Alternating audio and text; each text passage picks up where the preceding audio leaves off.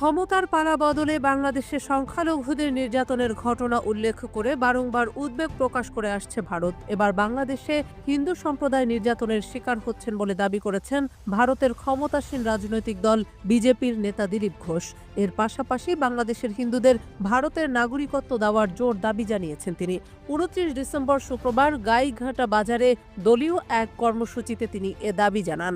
দিলীপ ঘোষ বাংলাদেশি হিন্দুদের ভারতে আসার আহ্বান জানিয়ে বলেছেন, বাংলাদেশের হিন্দুরা ভারতে এলে সিএএ এর মাধ্যমে নাগরিকত্ব দেওয়া হবে। এটা বিজেপির ঘোষিত নীতি বলেও স্পষ্ট করেন গেরুয়া শিবিরের এই নেতা। তিনি বলেন, বাংলাদেশের আক্রান্ত হিন্দুদের তো ভারতের নাগরিকত্ব দেওয়া হবেই, পাশাপাশি বিশ্বের যে কোনো প্রান্তে হিন্দুরা আক্রান্ত হয়ে ভারতে এলে তাদের সিএএ এর মাধ্যমে নাগরিকত্ব দেওয়া হবে। উল্লেখ্য যে ২০১৯ সালে